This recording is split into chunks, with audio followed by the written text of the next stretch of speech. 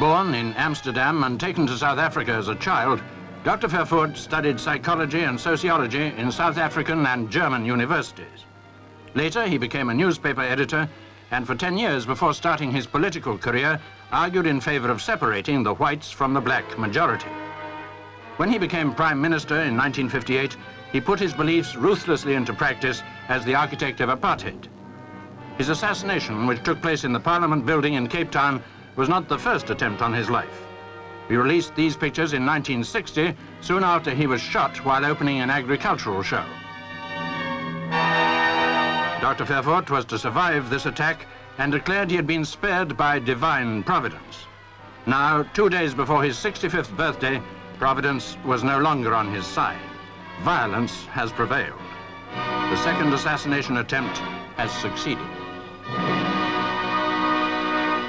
Defenders, healer of the nation. That's what many would later chant during the height of the liberation struggle in the 70s, honoring the late Dimitra Tsafendas, the man who killed the architect of apartheid, Hέντρικ Φερβουρτ, during a parliamentary session in 1966. At the time, the Mozambique-born Tsafendas was simply declared mad and tortured.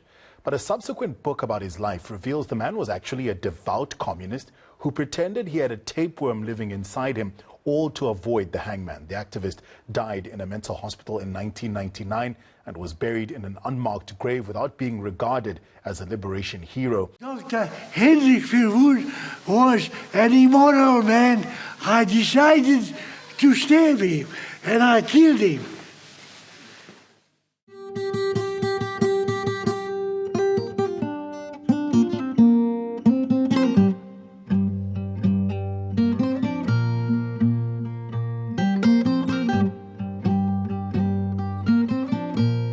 He was a great revolutionary and one of the unsung heroes of our liberation struggle.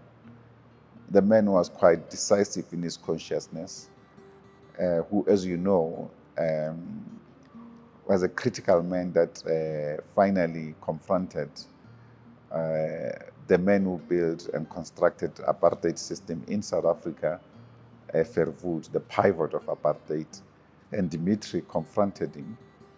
And I also believe that Comrade Tsafendas was misunderstood in our time, in our revolution, and of course because there was too much hate against communists, and his socialist identity never really was elevated enough.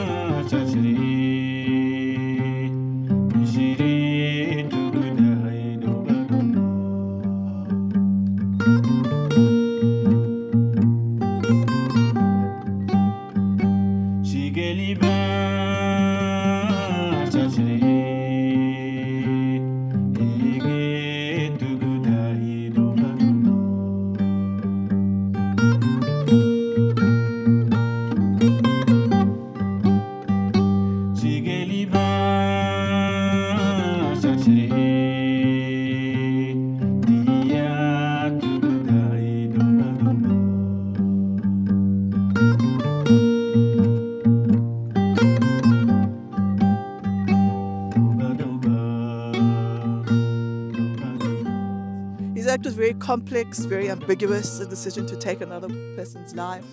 But I think what compelled me and compels my own internal processes as a human being is like this call to integrity, that when you know that something is wrong, will you stand up and do something about it, whatever the cost is.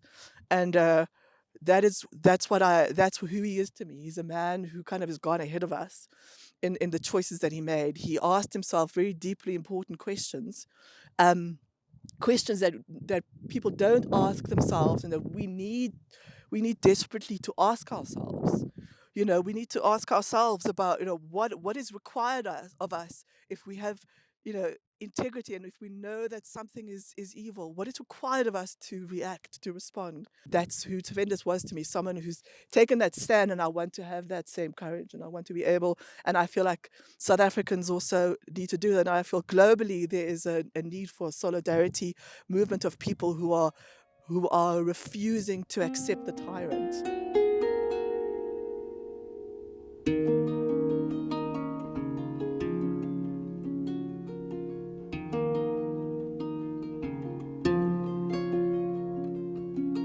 He was born of color, Greek father, black Mozambican Lorenzo Marx woman, rejected instantly by his stepmother, called a mulatto, and that's the start of a journey of rejection by his stepmother, rejection by schools, by society, by people, never really could find a place. And this man was supreme intelligence. He spoke 12 languages fluently. He was a great thinker. He was often persecuted because he supposedly belonged to communistis. His yaya looked after him and loved him. I think she was probably the one and only human that loved him. Και το μεγάλο παράπονο του he spent his whole life trying to find his mother's grave, where she's buried. Ο ίδιος πέθανε και πήγε στο τάφο του δίχως να ξέρει αυτό το βάρος, αυτό το μεγάλος πόνο.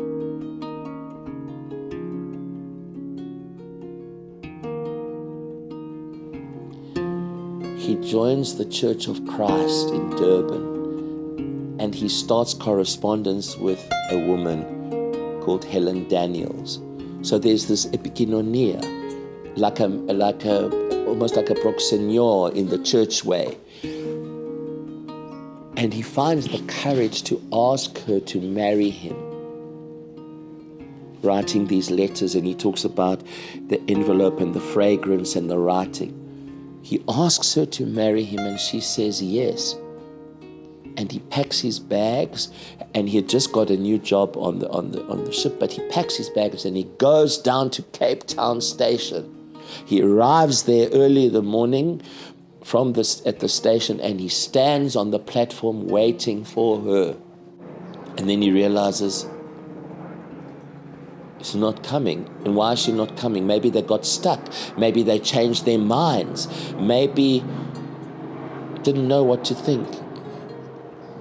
The whole day he stood there waiting, and then he talks about how it started to get cold and the sun set.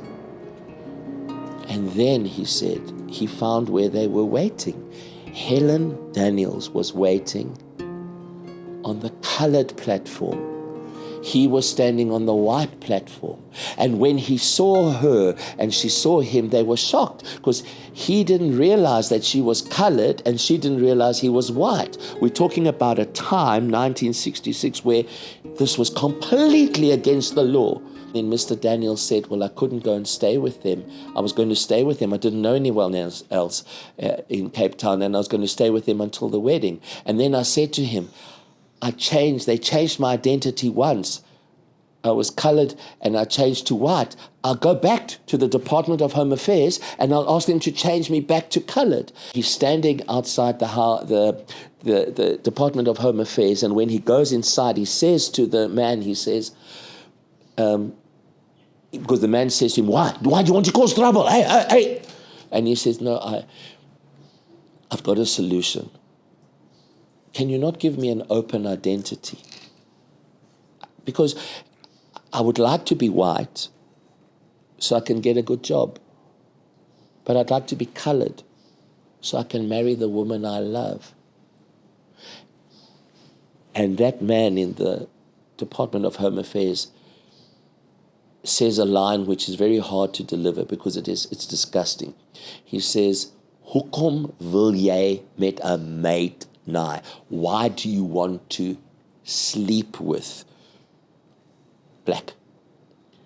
And he gets so shocked, he starts to go because then he starts to remember my mother and Mrs. Sedaris, who kicked him out of the house in Lorenzo Marquez, and he's running through the streets and he's crying and he's thinking of his mom and how she was thrown out by his father and how nobody knows where she's buried.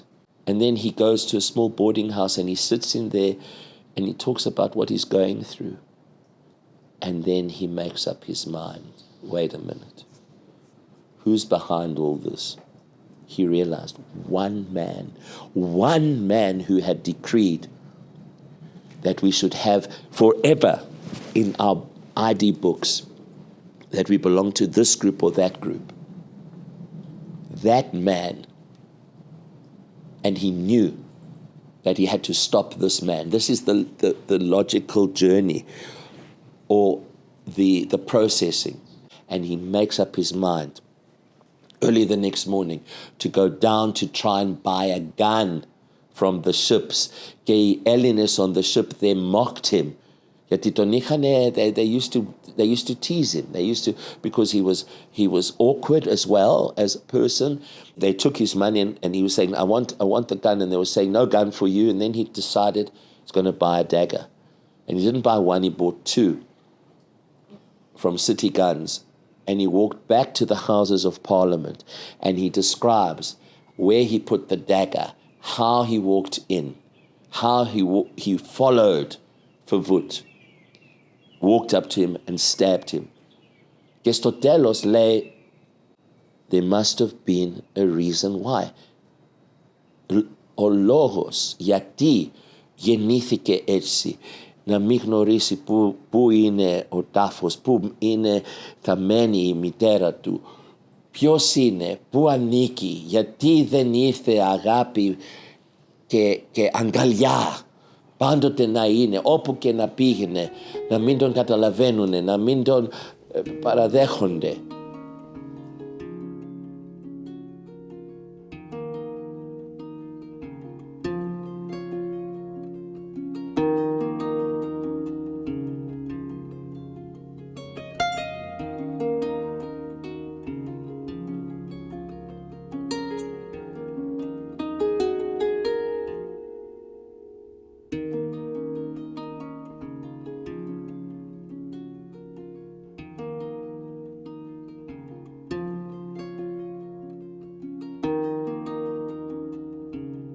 This is one of the shameful part of our history as a revolutionary movement, that we could not honor such a great comrade who has done so much, who confronted the lion of apartheid, the crocodile of apartheid, and murdered Fevut.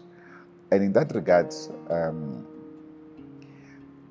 when they lied about him, they spoke about the fact that he had gone mad, which was completely untrue. Aris did a very wonderful scholarly work on Tsafendas, and he exposed the real truth that we've always believed in. But he brought evidence on the table, which we have given to our ministry here of Justice and Constitutional Development and Correctional Services to look into. In fact, even yesterday, I was with the minister. I was reminding him about this important task, because every work has been done regarding Tsafendas. And we think that Tsafendas deserves his place in the history of revolutionaries of this country. And they tried to falsify records, which we have now demonstrated that they lied. Through the scholarly work of Harris, the research work that he has done, which we must really commend him. He deserves a great prestige and accolades for that kind of work, because we exposed all these lies. And most of them are now, the details are available. All researchers can have access to them, and these are the records that we've given to the Minister of Justice so that he can act towards removing this a negative aura on Comrade Dimitri, so that offenders can be formally recognized by the South African government as a hero of our people, irrespective of the action that he did. But that offenders What he did was a politically motivated action. It was the freedom of the oppressed majority, and therefore he was on the right side of history. Because if you take a good look around here, after Fverwoerd was assassinated, in a way it made the apartheid even more vicious. Imagine a government keeping a man in a cell and saying the madman and keeping him there for years, χρόνια, punishing him and using him as an example. Look, they couldn't, this is something that we discovered with Haris, they did not want to hang him because they knew if they hung him, he would become a hero. When he killed Tsafendas, there are reports, there's even a song that was written in the township, we use it in the play at the end, where people were in jubilation because the man who brought all this pain was dead. The story of Tsafendas is a man who didn't really have release. Until the very end, there's a glimmer of hope where he almost finds his joy again. And that's what I loved. I loved the fact that in his life, even in his grave, there isn't release, there isn't honor, there wasn't peace, there wasn't the hope that we were laughing about earlier. But at the same time, it wasn't something that he found on earth, and yet he found a bit of hope. So if you read the Hare Dusumets's biography, he is released out of solitary confinement after, I think it's like 23 years, during which time he was psychologically and physically tortured really every day, really degraded as a human being every single day. And I think also it's the punishment of solitude for someone who loved people. It's almost impossible to think about what he endured. But he comes out of that and he starts to find comrades in the prison, because it wasn't even 94 yet, but it was heading towards that.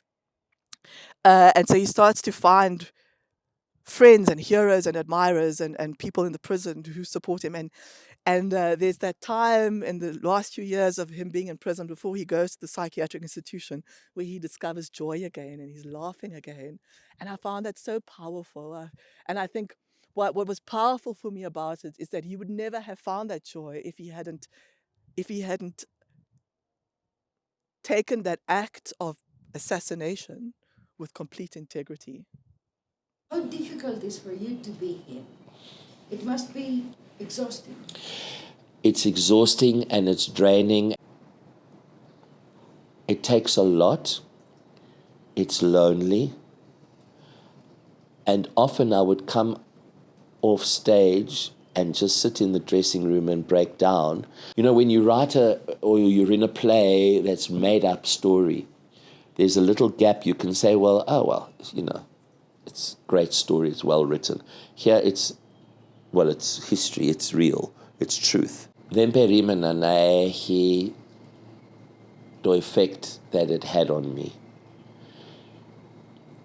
Πολλές φορές κάθομαι και τον λυπάμαι.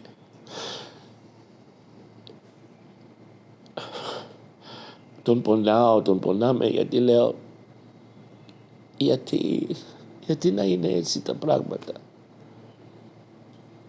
Θέλω να του δώσω και σε όλους στον κόσμο που έχουν αυτό το πόνο, που άνθρωποι τους έχουν πληγώσει για οποιοδήποτε λόγο.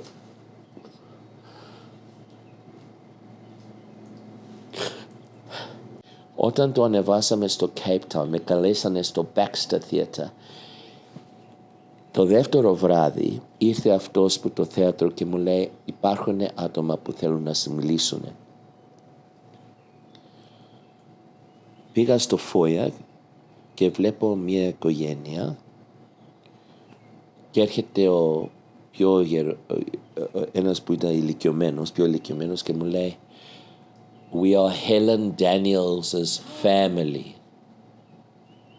And they said, we wanted to tell you that thank you for remembering our daughter.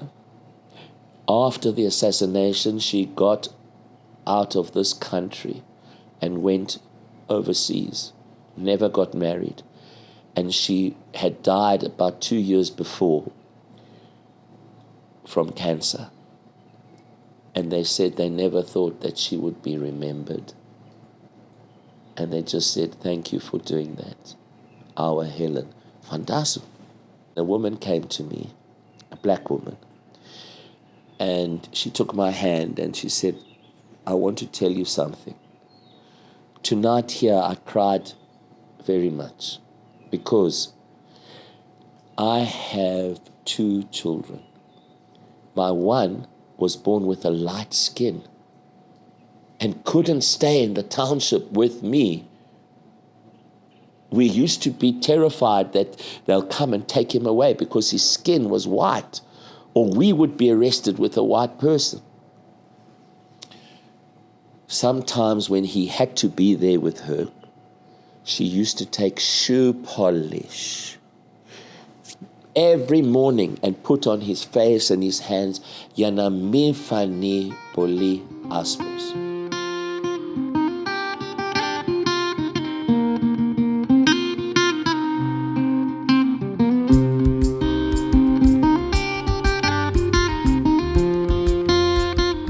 But what is critical is that we find an internationalist of great note in Tsafendas, who left Greek to India, did a lot of work in India, in Portugal, in South Africa, in Mozambique. In all of this, he remained a socialist at heart and a socialist activist. So, as they say, you know, you can kill a man, but you cannot kill his ideas. So, Dimitri's ideas will live forever.